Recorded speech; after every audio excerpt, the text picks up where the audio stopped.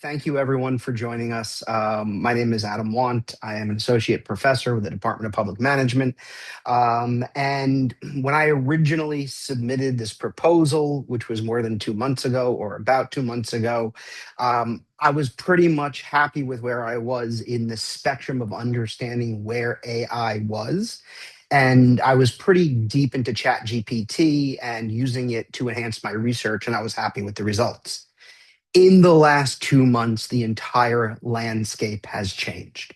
And for me to do a presentation just on how I use ChatGPT Plus to enhance my research would be leaving you without valuable information that I could pass along right now. So this presentation is going to go far deeper than that and talk a little bit about my background and how I ended up with the knowledge that I have right now, and what I think is going on. And then we're going to talk about four separate skills.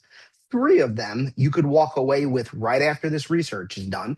And skill number two, the ChatGPT Plus skill, I'm going to suggest if you want to spend $20 on a license, you go and try it out.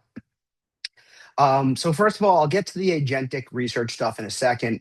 Our learning objectives today are fairly straightforward. I want you to understand the spectrum from simple artificial intelligence to what we now have, which is fully autonomous research agents. I want you to know how to set up ChatGPT to schedule tasks and to do research for you. I want to be able to show you a little bit about Claude and multi-step document verification pipelines. These are all things I've come up with and that I've been playing with for the past couple of months, and I really want to share with you. Some really important things before we get started, and I'll get into this. The CUNY licensed Copilot is not what we need to do anything I'm speaking about today, and I'll show you why in a minute. Most of the stuff I'm doing, you'll need either ChatGPT Plus, which is $20 a month, or Claude Pro, which is $20 a month. Claude Pro does have a free tier available, which could do limited amounts of what I'm about to show you. We need institutionally, and I'll get into it on the next slide, to ensure that our faculty and students have access to this new technology, have access to actual AI, not just chatbots. We need to make sure that researchers on campus have access to what's called AI edge devices. And obviously, I'm not getting to on this presentation. This has all led to really significant ethics questions, and we need a carefully crafted multi-option academic integrity policy for the college, which I know they're working on, and I have full faith that they'll be able to do that. I want to take a second and I want to speak from my heart about something. And it has to do with our core mission here at John Jay College of Criminal Justice, which is justice. I have been deeply segregated and isolated is a better word. I've isolated myself since the beginning of the year to focus almost entirely on artificial intelligence and how I could use it to enhance my research and my career. I've delved deeper than anyone I have spoken to other than one industry expert. And as I've said last week on campus, and I'll talk about it during the end of this presentation, I have been given access to the next generation of AI, the type of stuff that you probably haven't heard of yet, let alone used. And I have taken away a lot from this. The first things I've taken away that I want to share with you is I'm amazed. I am absolutely shocked, but at the same time, I am invigorated to understand that in the long run, the ability for AI to help make our criminal and civil justice system more fair is incredible. We have the ability, if used right, to use AI to reduce bias in decisions within the criminal justice system, to democratize access and allow everyone to be able to get some sort of reasonable, fair, competent legal advice.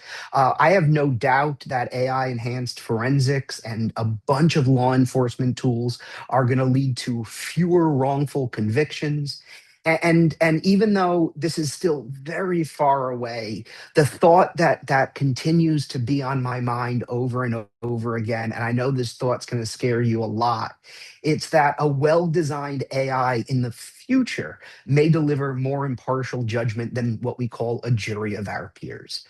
Because it has no peers, we will be able to weed out prejudices, understand how it makes decisions, and it can approach things with no preconceptions. Sounds like some sort of dystopian horror sci-fi statement. But what I am seeing is that our expectations of AI being this biased tool that has lots of problems, those issues are being properly addressed and bias is being weeded and figured out. And the new brand, the new version or the new generation of the tools are incredible. They are so incredible, they have me terrified. And the reason they have me terrified is a few fold that I'll get to in a second. AI has crossed a major threshold, and it only crossed this threshold in the fourth quarter of last year. This is new. I don't think the majority of mainstream media or America has picked up on this yet. There was a threshold that we were waiting to cross that many people thought was years away. However, in doing the research and building and using AI over the past 2 months with these new sophisticated tools, what I have figured out is that we have crossed a threshold that is terrifying. And the threshold is now AI is advanced enough to replace most human workforce. And let me repeat that because people probably think they heard me wrong. The technology is now advanced enough to replace almost every worker on the planet today. It's already there, only for the past 2 to 3 months. All that is waiting are entrepreneurs and capitalists to build the tools out of this technology to replace every worker in the world or close to them. I have no doubt, and this might be scaring a lot of you, we no longer need accountants. We no longer need people picking crops in the field. I have no doubt that policy analysis is now stronger in AI than it is with people with PhDs in policy analysis. The things that I am seeing that are coming over the pipeline, coming over the horizon, are terrifying, and they'll be used for a lot of good and a lot of bad. This has been our traditional research pipeline that we've used in academia forever, or at least for quite some time now. Many of us are very, very accustomed to participating in this pipeline. AI is becoming so disruptive. I'm planning a project to completely disrupt this workflow and pipeline because we no longer need to be funded to do research because we no longer need to pay researchers.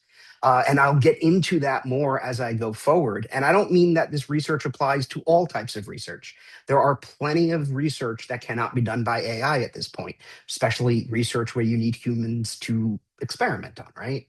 But so much of what I do in the technology area, in the programming, in the forensics area, we don't need the people there anymore as of a month or two or three ago to do that research. So I'm going to be playing with this pipeline over the course of the next couple of months and coming up with a proposal to change it a bit. Because again, why get funded to do research when you could do the research quickly and free? Well, not totally free, and I'll get to that in a second when I show everybody what I've been doing. What is an AI agent? What is agentic AI? Many of us have heard the term. I thought I was using it a few months ago with ChatGPT. It turns out it's far more powerful than I've ever imagined. Agentic AI refers to an AI system that could autonomously plan, decide, and execute multitask steps with minimal human intervention. It is not a chat bot that you go to and have a conversation with. Most of us think of AI and we've used ChatGPT and we've used Copilot and we've used its chat bot features where we tell it, write me a paper, improve this, answer this question. That is not what agentic AI is. Agentic AI is a fully autonomous system that could do highly complex multi-step tasks that starts with the user asking for a set of goals, and the AI plans, executes, adapts, reports, gives feed, and then the user gives feedback. And if you look here in the bottom right, what I've kind of mapped out here is, you'll see in the agentic AI model, at the end of the AI model, it says cycle repeats. And then I have notation here that shows cycle one, cycle two, and then an unknown number of cycles until the cycles are complete. This stuff is new and it's not perfect. And to be very straightforward, some of the more advanced things I've been doing using agentic AI, it doesn't get right the first time. It doesn't get right the second time. At times, I've spent days, and when I mean days, I mean I've put in at least 2 weeks of 18-hour days, almost not sleeping, building something using agentic AI. And it doesn't get it right at first or at second or at third. But especially when building complex systems, I was building a full stack, very sophisticated technical system, going back and forth with it through repeated cycles. Yeah, it got it right in the long run. It took a long time. It took a lot of hard work. I learned a lot doing it, but it's the repeated cycles to get to where you need to be that is necessary at times with agentic AI. And how many cycles you need to go through will depend on how complex your tasks are.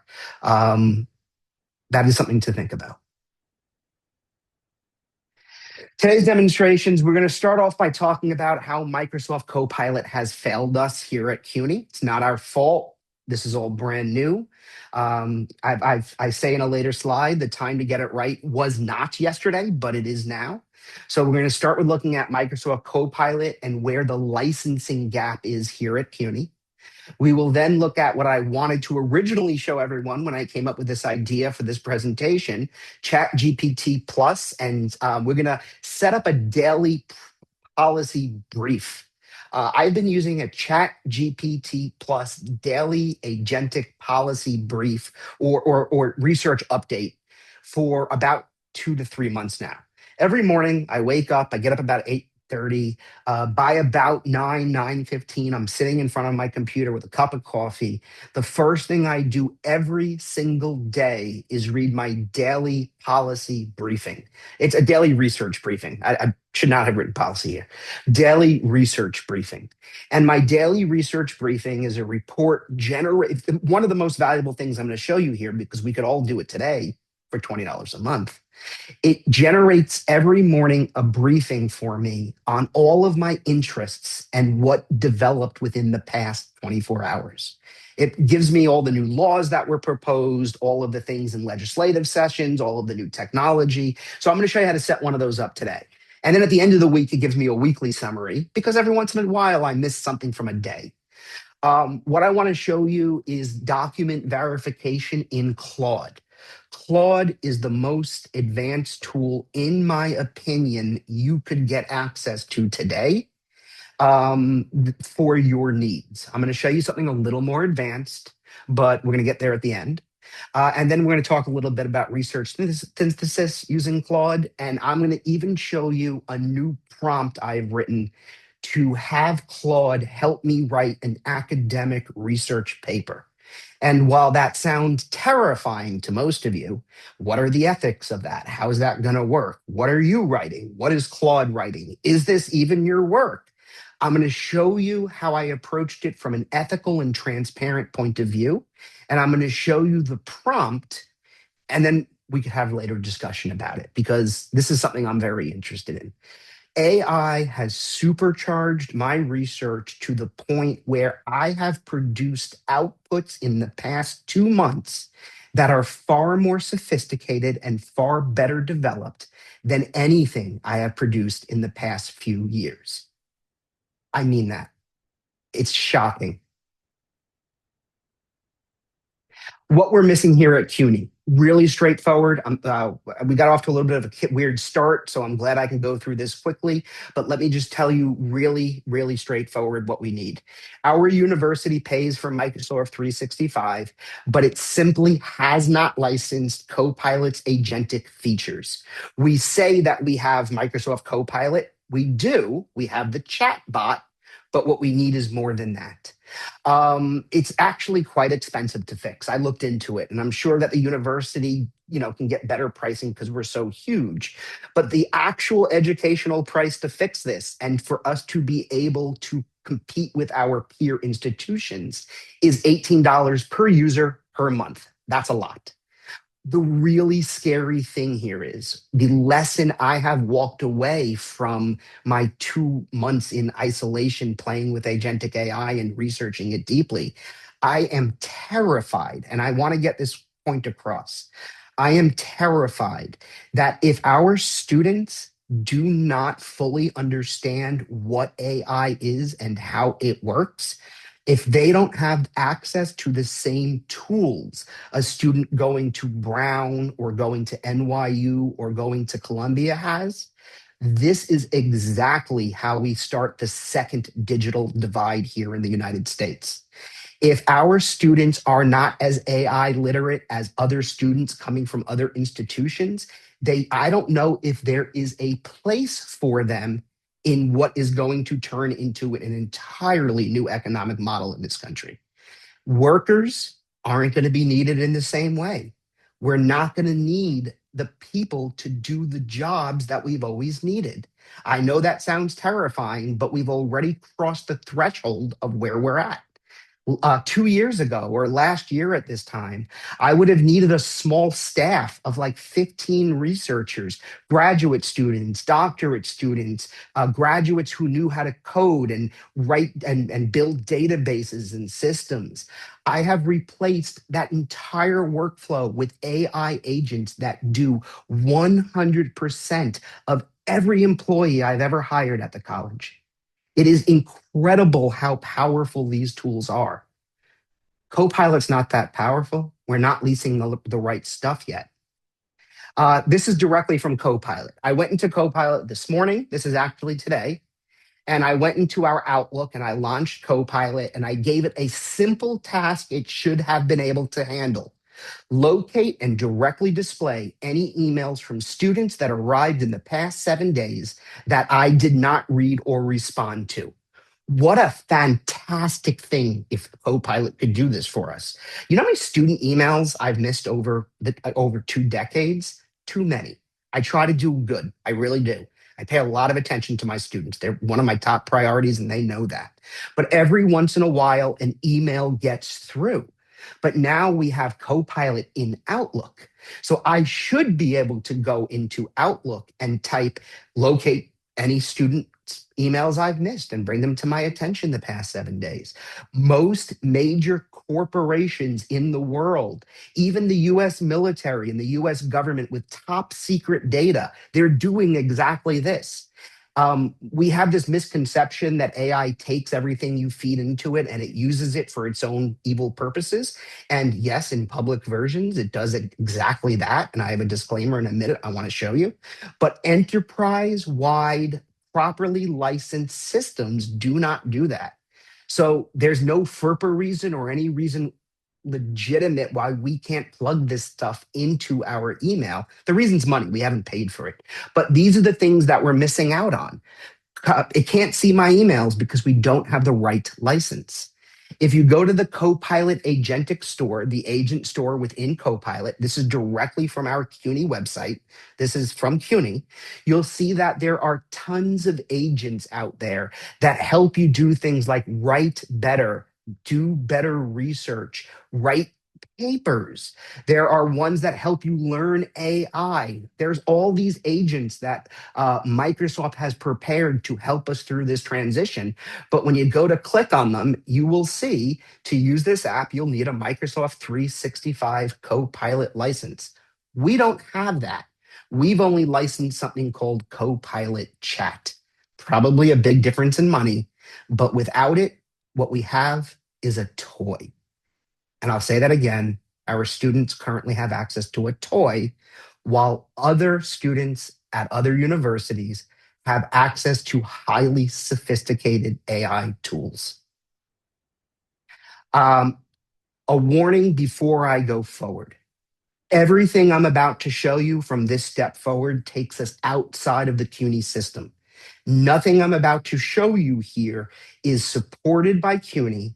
And what that means is that you do not put anything that is FERPA related, any private student information, grades, transcripts, rosters, advising notes. Make sure that whatever I show you going forward, you do not put anything that's protected by FERPA into these systems.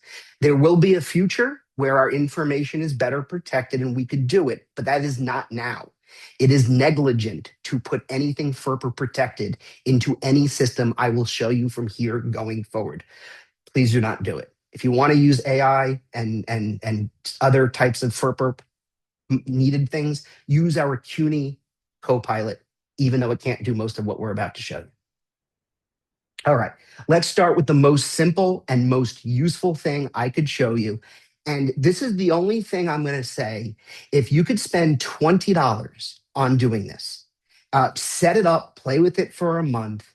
I did, and I found this such a useful tool. I'm going to show you how to set it up right now on your own computer. You would do so within ChatGPT. You would need Plus to get this working right. But what I am going to show you, and I wrote a very quick prompt to get this done. If I was going to do this for real, I would use a much more advanced prompt, like what I'm about to show you at the end of this session. But if I used a more advanced prompt, it wouldn't even get 5% through setting this up during the course of this session. I'm going to bring up right now ChatGPT. I'm going to show you what a research briefing could look like. And let me tell you, as somebody who has limited time in the day to get things done, these research briefs are how I start my morning every single day, and they're really, really worth it. Now, first of all, let me show you. This is ChatGPT. What I did here is I set up a special project, and I set up a special project. Don't do this on your side. This is for me. If you notice, if you look at the project settings, I have this called Faculty Development Day 2026 Research Briefing. But for memory, I have it set to project only. What project only will do is make sure that everything in this session does not take from my other sessions, or whatever we're doing here doesn't contaminate the rest of my sessions. This is making it an isolated memory system so that what we do here doesn't mess with anything else that I do. All right, so I wrote this very basic prompt. This project will be focused on providing weekly and daily research interest updates. I am Associate Professor Adam Scott Wandt from John Jay College of Criminal Justice. My research interests include privacy law, emerging law enforcement technology, AI use in academia, and AI use in the justice system. You will provide summary weekly briefings every Monday morning at 9 a.m. To me, that's horribly written, but that's okay because it's AI. It doesn't need to be well written, which is one of the interesting things. Covering any updates and highlights on my research areas or interests. Ask any questions you need to ask me before you get started. And once you understand my needs, provide the first briefing. Now, realistically, I have my own system in the same program that does this. I have many more research interests. I have made it short just so it can handle it quickly.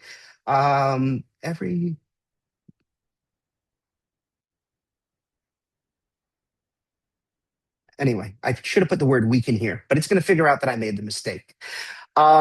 Here's something I want to teach you guys about Agentic. If you're using Agentic, it's going to be very interested in getting what you want done, even if it doesn't have all the information yet. When using Agentic AI, I fully recommend, and it took me a week to learn this. At the end of every single input, what I write on most of them is I give it an instruction saying, ask any questions you need to ask me before you get started. Once you get started, then do your work. So I basically tell it to ask questions first. And this is incredibly useful. I'm going to send this through. I don't know how long it's going to need to think, to do, and to get this done. If I need to, I could show you what my actual daily briefings look like. But I think that this will be quick enough. So it's starting off, it's setting up an automated task for daily and weekly briefings. Even though I made a grammatical error in my prompt, it figured that out. It's setting the briefing schedule, it's thinking, it's searching for AI and criminal justice system risk updates. It's going through all of my research all of my research interests right now. It's looking at AI policy, disclosure requirements. One of the things that I find interesting is watch it think. Watch the agent think, because when you do more complex tasks, sometimes its thoughts are more useful to you than what it reports back later. So now I can turn on notifications, right? I have ChatGPT on my cell phone, and every morning at 9 a.m. I get a push alert that my research briefing is ready for me. And it doesn't have any questions for now. So it's just going to give me my first briefing update in all of my categories. And it's going to take some time. It's going to write it. It's going to go through it. It is not going to be all 100% accurate and correct, but nor is anything else you read on the internet usually 100% accurate and correct.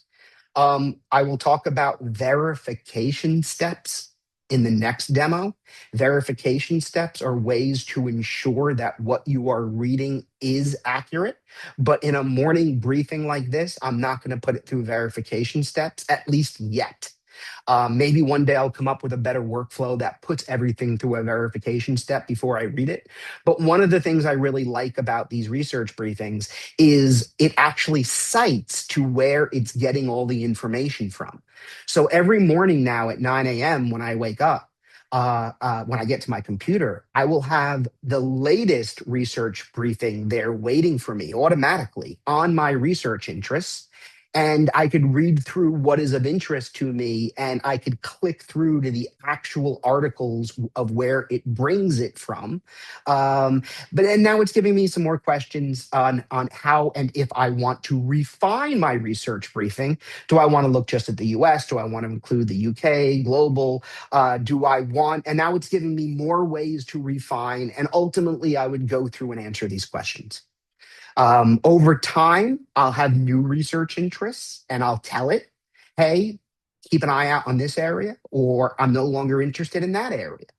So this is something that I have found to be extremely useful for keeping me up to speed on a day-to-day basis of all of the things in my research interests and their daily updates, like what's happening.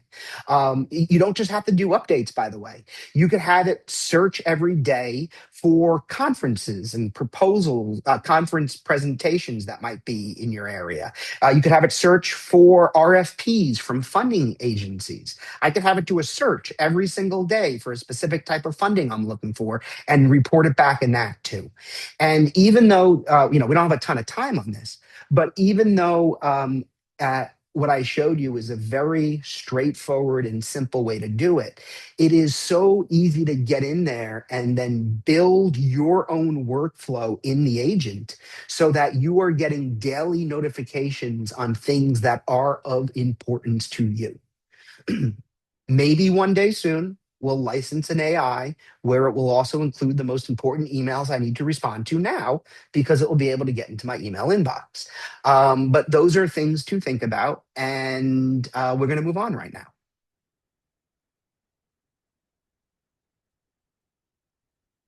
Let's get more difficult. Let's go up in skill level here. Those research briefings are awesome. I have found them to be very useful. But here's more use. All right, that's the research briefing. Next, this is where it starts to really get of interest to me. Claude, I'm out of ChatGPT now. You could do this in ChatGPT Plus. I have. I just get much, much better results using Claude Opus. And I'll show you what that looks like in a second.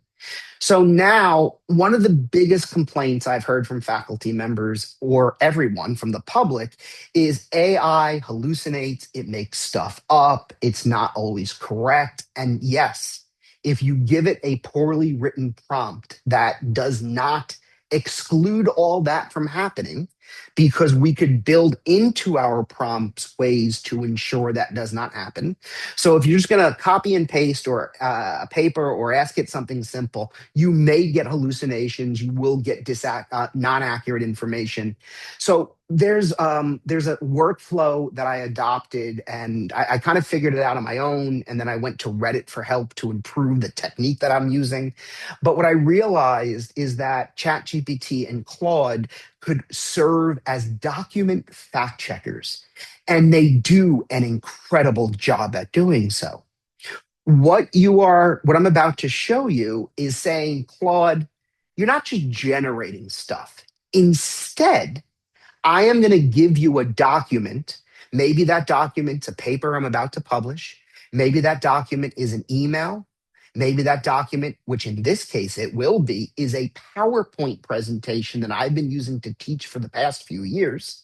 So this is a PowerPoint presentation I've been using to teach federal agents for years that I'm going to say, Claude, put on your document fact checking hat, be a critical reviewer, and let me know how I can improve this document. So it's going to include me uploading the document. Actually, instead of going through this to save time, I'm just going to show you what the prompt is. This is the prompt broken down into the PowerPoint slide. Hey, Claude, you are to act as an expert analyst and fact checker. Your goal is to conduct, or your task is to conduct a comprehensive audit and evaluation of the provided document and provide a structured verification report. The report will involve an executive summary where you will provide a 4 sentence highlight of the overview of the document's core objective and its overall reliability.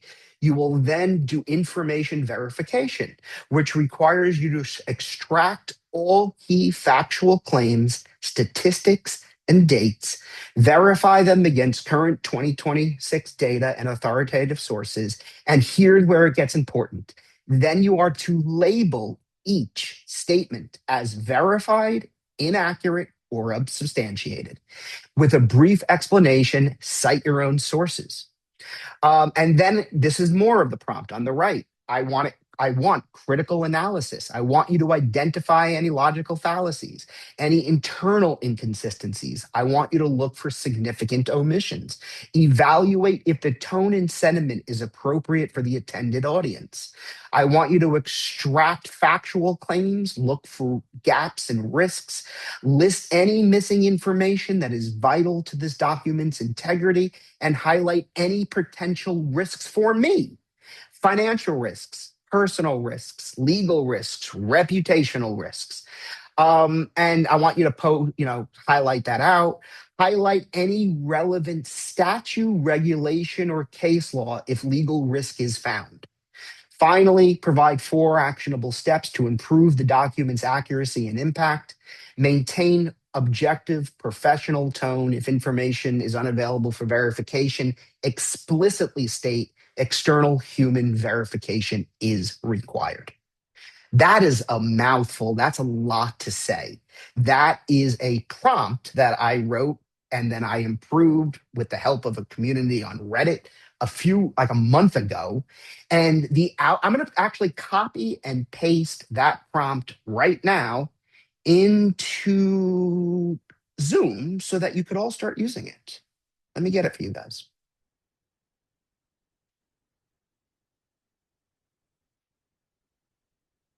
Okay. Let me get this into Zoom for you guys.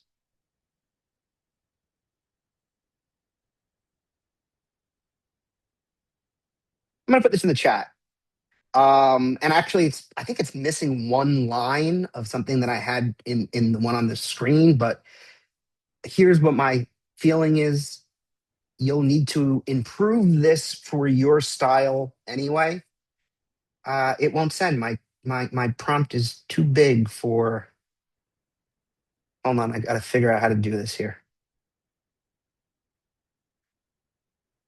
I'm breaking my prompt up into two prompts because it is too large to send. So that's the first one. That's the second one. And what you would do in this case is you would take both, and I'm going to do it right now. I'm going to show you what it looks like right now. I'm opening Claude. I'm going to share my screen in a minute. But what I need before I share my screen is to put the file I want Claude to process into Claude. So I'm going to Dropbox, I'm going to my files, I'm going to my Association of Inspectors General Institute, uh, which is what I am having it vet for me. Give me a second.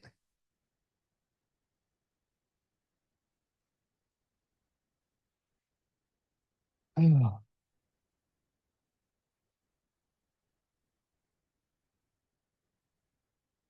nope. All right. It won't do that for me. So I'm going to take a slightly different point of view and do something slightly riskier. I am going to dump into Claude this presentation I am using for this presentation. The presentation I want to use, it's giving me a little bit of a problem, but that's okay. Oh, I found it. Never mind.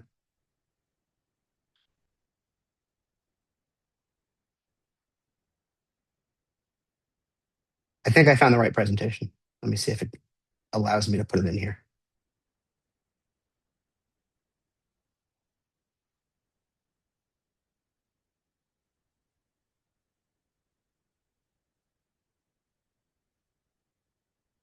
It is trying to load. And yes, it loaded. All right. So I'm going to share my screen again. I'm going to share Claude. I love this. This is so useful to me. It really helps me understand, even if I'm handwriting stuff myself. Yeah, I've taken old papers I've written, old white papers, and it really helps me improve. Let's see here.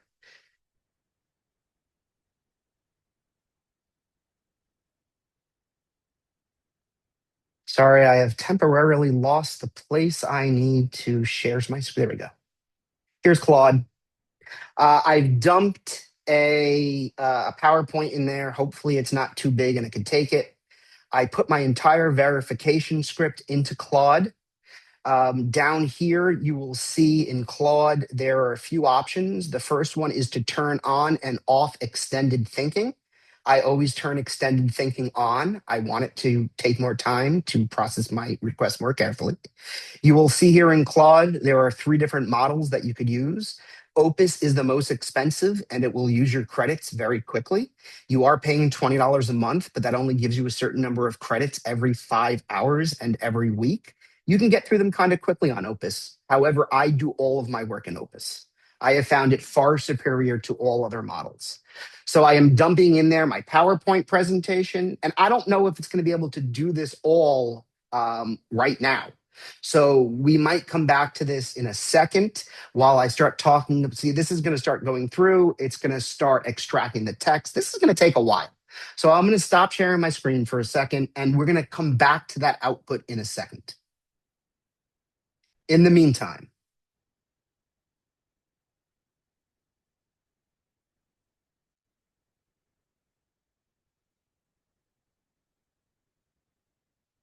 all right, let me share my screen again.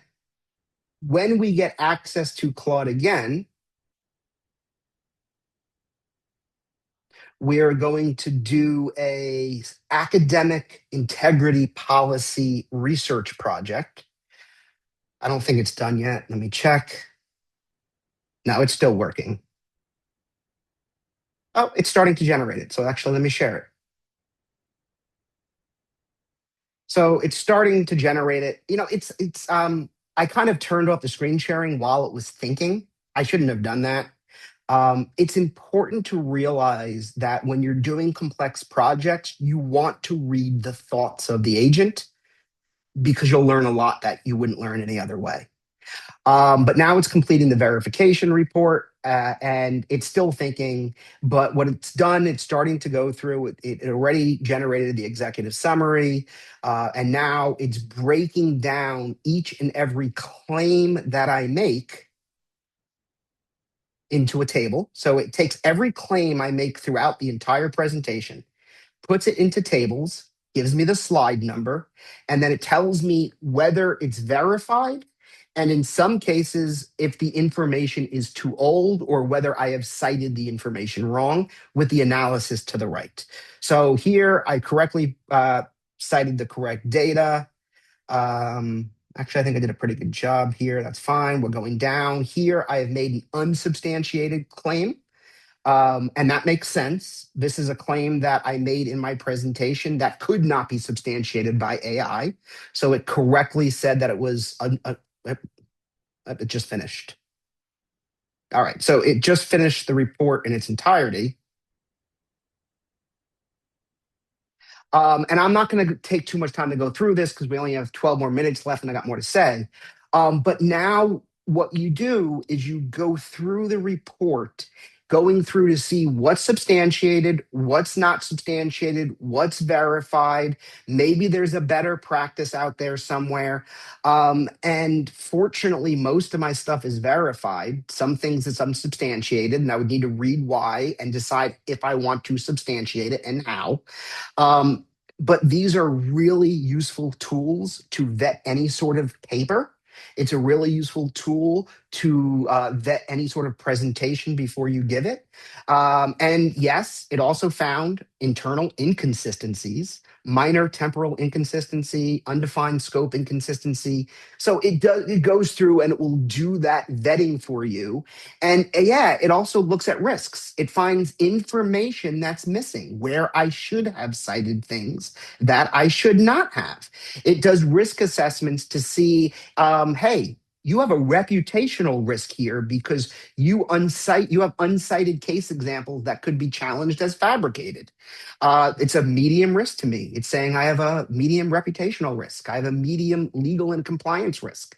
So these are all things that before I give this presentation again in March, I want to go through. I've never done this before on this presentation. I've been using this presentation, updating it for years. And now I want to go through it and judge whether the information given to me by Claude makes sense to put into use. Again, just because it said it doesn't mean it's right. I have to go through and then provide my human judgment as well. So that's that. Let's go one step more advanced now. Let me get you in there one step more advanced. That's document verification. We can go to the next step. The next step is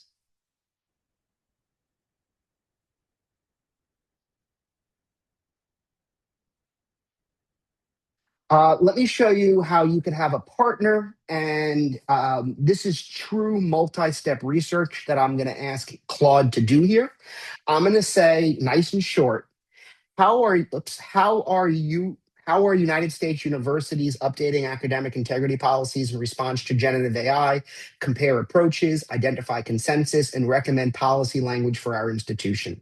This is agentic because it's not a simple answer that Claude is just answering. Claude is deciding what it wishes to search. It's going to evaluate those sources. It's going to iterate what's needed, ask questions if it needs to, and then structure its finding into actual recommendations, actionable recommendations. So let's go through and let me put that into Claude, which I can't seem to do. Hold on. There we go. Let me get Claude up.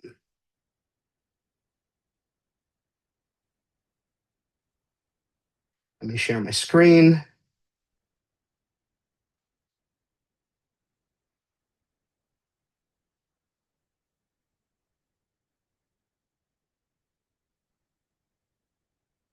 Activate that. And now you could see, Claude working as it's thinking and going about doing what it needs to do. This is going to take Claude a while. It's multi-step. I think, you could understand that it's going to come up with some pretty significant stuff that if we then put through a verification script, we can make sure it's actually pretty accurate. I'm going to stop sharing for a second and go back to PowerPoint because we don't have much time left. And I have a really important couple of things to say to kind of round this all off.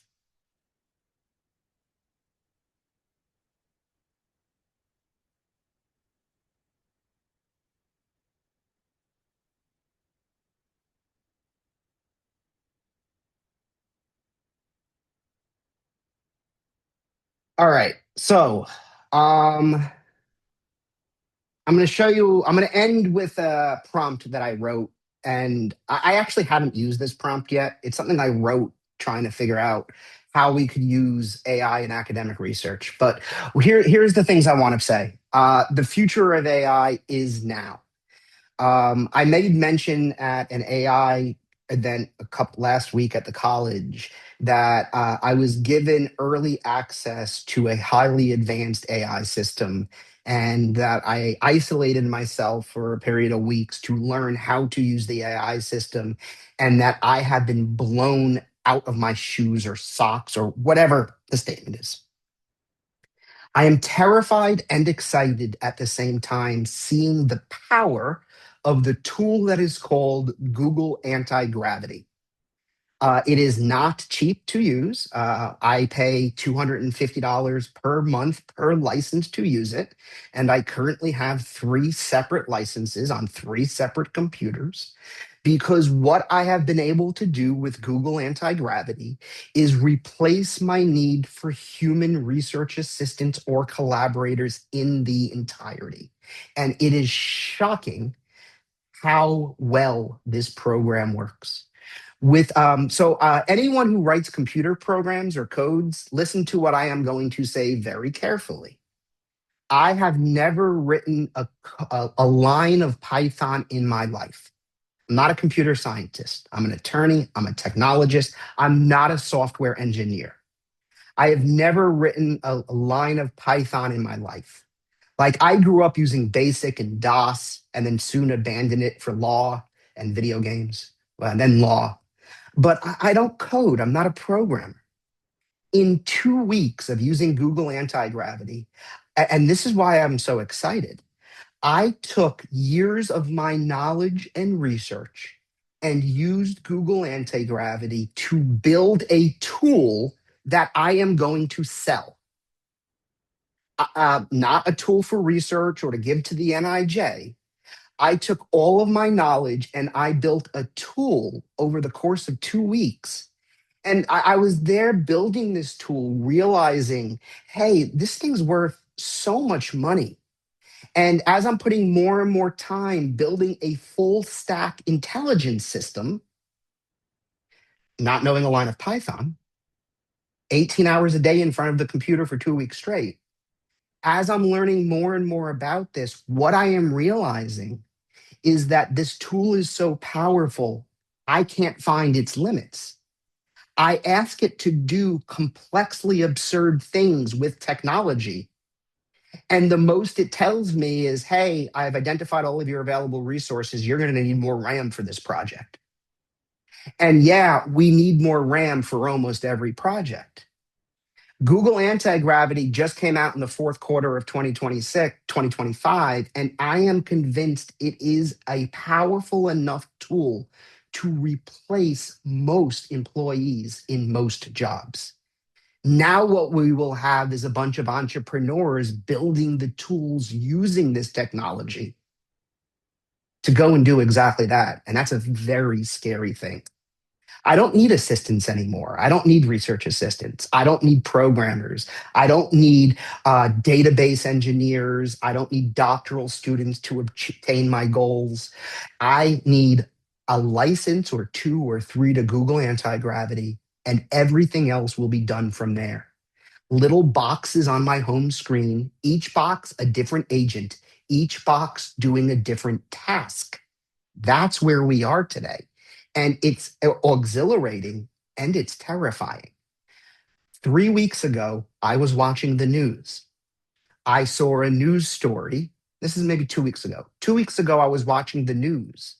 I saw a news story involving a scandal a government agency was having.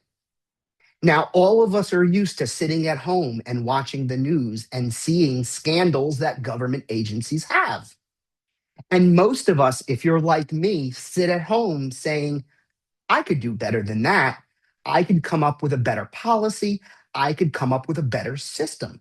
I don't know if you're like me, but when I'm home watching the news, I say, what are those idiots doing? I could probably do better. But what I don't have is the time and resources to execute those ideas. The beautiful part about Google Anti-Gravity, it takes my ideas and it executes them for me. Within 48 hours of seeing that news story, I had created a proposal, a white paper, and literally a multimedia presentation for that agency to fix their problem. They didn't need to hire a researcher. They didn't need to give a grant. They didn't need to do an RFP. I saw the problem on the news and I created the solution for them. That solution went to an attorney who does a ton of this work. His job is to deal with this type of work. And I have redlined notes that I need to go update my proposal so it can go to the head of the agency for consideration. Do I expect my solution to be adopted? No, I'm not delusional. But the fact that I can go from seeing something on the news to having a multi faceted full presentation ready for an agency executive within 2 days is unheard of. And that's what I've done in this situation. And I'm going to see how it turns out. But the stuff I'm seeing today within 2 to 3 years is going to absolutely be irrelevant. We are on the cusp of achieving something that we call AGI, or artificial general intelligence, and it's going to make all this look like ChatGPT looks to me now. Um, I'm worried. I'm worried about the workforce. I don't understand what it is we will be needed for anymore. We meaning professors and education. I know that there will be millions of young people around the world starting in about 6 months saying, hey, I can make millions of dollars using AI. Why do I need to go to school? I know that there are a few outliers in our society that have been able to do quite well without a college education. They're outliers. Using Google Anti-Gravity without knowing a line of code, I have built a tool that I'm going to sell for a lot of money. And I'm really happy about that. Lots of people are going to figure out I don't need a formal education. What I need is to know how these tools work, and I could build or do anything. I don't need to go to nursing school to be a nurse. I could use Google Anti-Gravity and build a new tool that nurses could use. Now, I'm approaching this from a very engineering mindset because that's how my mind works. But if there's one message I want to get through to the John Jay community, it's that right now we could use agentic AI to do a lot of really amazing things. And if we invest correctly into agentic AI, our students will also be able to compete and do those very amazing things, hopefully making them of far more value in the workforce. Because the lessons I am learning over the past 2 months signal to me that that workforce isn't going to be the same type of workforce we've had. We've crossed the threshold, in my opinion. It's way too easy to replace people now with technology. Now, with that said, I am done. Our time is, I think, just about over. I hope most of you listened to what I said with a lot of skepticism. I'm really excited about agentic AI, but I'm also terrified with how much I was personally able to do within 2 weeks. I got access to Google Anti-Gravity this year, like right at the New Year's, the day before New Year's. I spent New Year's Eve on my couch playing with Google Anti-Gravity. I spent almost every day since then on my couch or my desk playing with Google Anti-Gravity. The tool is incredible. It allows me to complete incredible tasks quickly and accurately. Oh, if you guys want to stick around and ask questions, you're welcome to. If they kick me out, they kick me out. But I'm exhausted. I don't have any experience with Gemini yet, other than knowing that Google Anti-Gravity uses Gemini. So when I'm in Anti-Gravity, I could switch between multiple tools. It might cost $250 a month, but I get multiple tools from it. So I get ChatGPT, Claude, and Gemini through Anti-Gravity. But I used to do research to make products. Those products would go to the funders, right? That's kind of what I've done for the past 5 years of my life. Now, I could identify a need and have a solution before the funding goes out and try to sell that to the funder themselves. I'm going to be trying to do a lot of fun stuff with this, and I'll report back to everyone during a future faculty development day. I don't know if I'll be successful. I might fail drastically or incredibly with what I'm trying to accomplish here.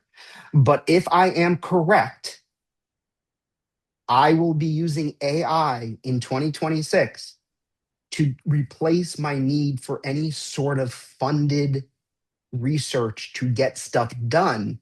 And what I'll be doing is building tools to help law enforcement and government and then sell them those tools directly. That's it for now. I'll take questions if people want to ask questions. Just talk. Yeah. I mean, Jen, come on up. It's Hello, thank you. That was super interesting. So I'm teaching ethics and infotech this spring, and we'll be talking about agentic AI, I'm sure, a lot. And I'm just wondering about how you personally think about questions like existential risk when it comes to agentic AI, and how can we keep agentic AI in human control working for us when we're talking about something like not, I don't know if AGI is actually something that's possible, but as we near this AGI threshold. I think AGI is possible, and everyone that I know that's working on making it a reality, the people who work in the tech industry, are terrified of it. They're working to create something that they realize will be a black swan event that will change humanity forever. You might not like my answer to your question because I don't know if we could keep it under control. I think that in my mind, it certainly makes sense to keep these agents working for us. And it certainly makes sense for humans to have a full control over everything that goes on with these agents. But let me tell you, when I started building my tool, I built something recently, and Yeah. Good to see. are we being kicked out? Oh, when I No, no. started when I started building my tool, the thing I found most helpful to get my tool completed was to remove the roadblocks and the safeguards Google had in place to keep AI under control. So I actually bypassed Google's safeguards, allowed the agentic researcher or the agentic agent full root access to the computer it was working on because it was working on a computer with nothing on it. And then I allow what I saw it do was insane. So I think what you're going to have is a bunch of smart people saying we need to keep these tools under our control. But realistically, that's not going to happen.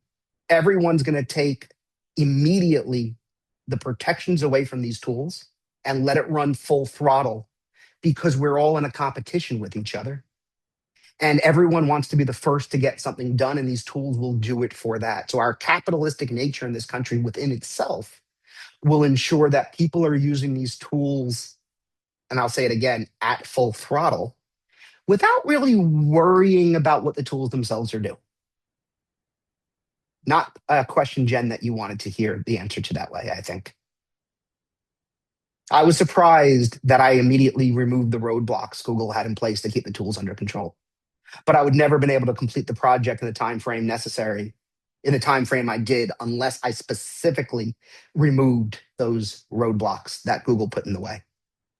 I mean, just a comment, you said at some point that you don't even know how to use Python. So the fact that it was easy enough for you to do just immediately is somewhat disconcerting. I built a full stack intelligence system that is worth no less than $250,000 today. And by the time I'm done with it, it's going to be worth far more than $250,000. I can go and sell it today to a forensics company. I'm sure of it. There's a dozen forensics companies in Manhattan alone that would love to get a hold of this tool.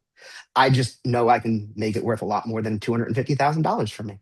and it's something I'm going to be building over time. By the way, I've also built a full suite of open source forensics tools that are going to be in my classes and on my website so that students don't go have to hunt down certain tools. So like while one agent was working on that project, another agent was building my own hex editor.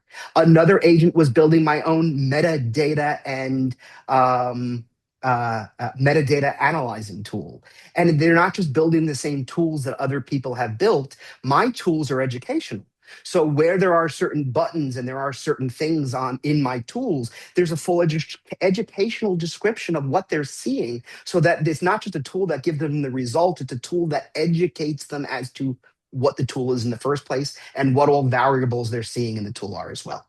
And it's a side project that my agents did while I was doing other things. These agents are employees that we don't have to pay. We pay Google for the right to get a license, but then I could have 3, 4, 5, 6 agents running at all times, literally doing the work I was paying people to do a year ago.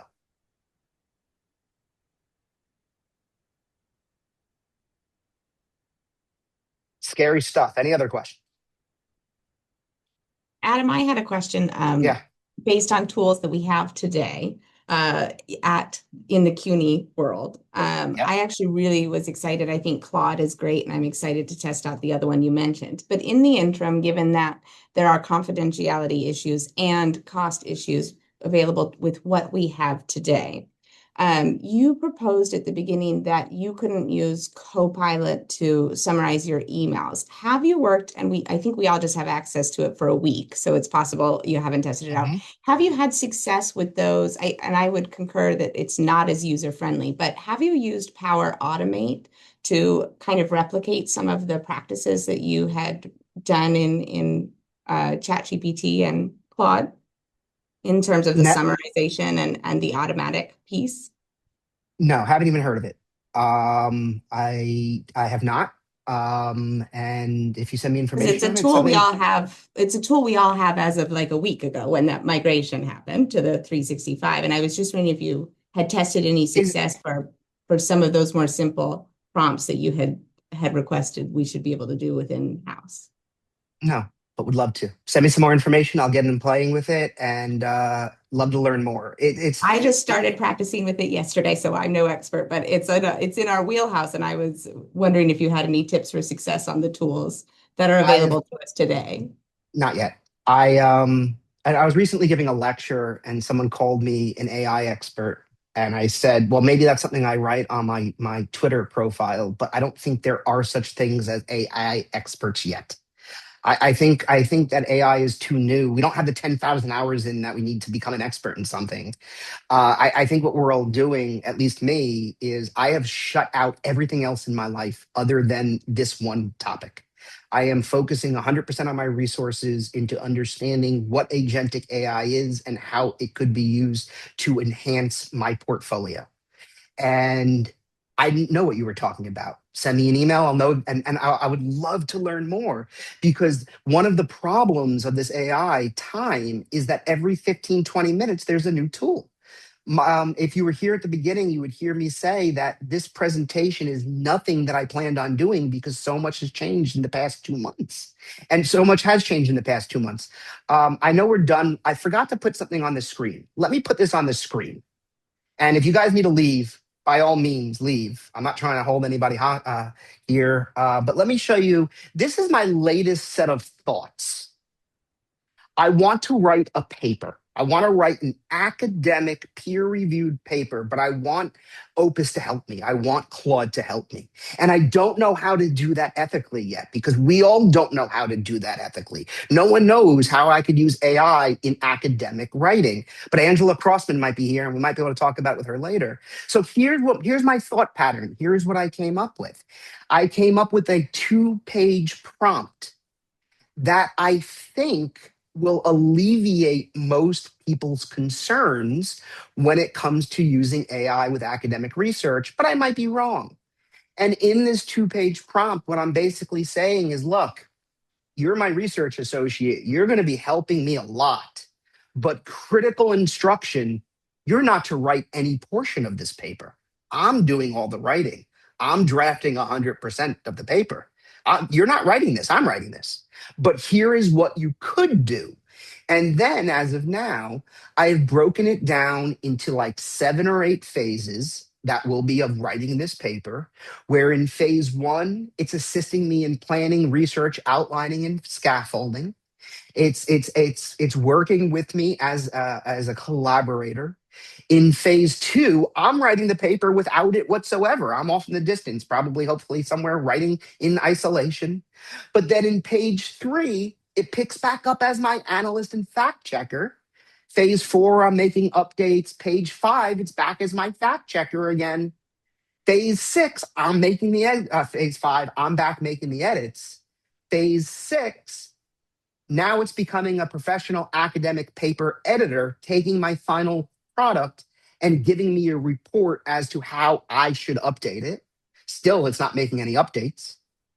Phase 7, I give it my final thing. And then in phase 8, its role is a professional peer reviewer. It's giving me 2 different peer reviews. The first peer review is going to be helpful and constructive critique. Second is going to be a hostile reviewer that wants to attack my research and make sure it never gets published. Like, what's the worst it could throw at me?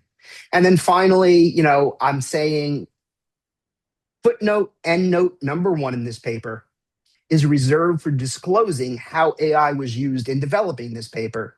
And when the project is complete, you will write no more than 3 sentences describing how you were used as a tool, and that will be footnote 1.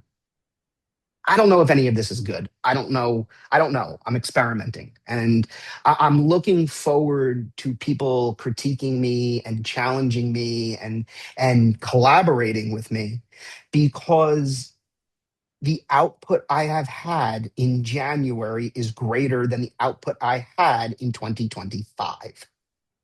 And I mean that. And my 2025 output was a little low for me, admittedly, but I still got a lot of great things done in 2025, including 2 papers for submission, a bunch of professional papers, a bunch of white. Like, I did stuff, I got stuff done. But just in January, I've completed more than I completed in years. This is incredible. I also haven't spoken to my wife up until like last week. Like, I ignored my family. I see why software engineers sit at a desk drinking energy drinks all day. Anything else?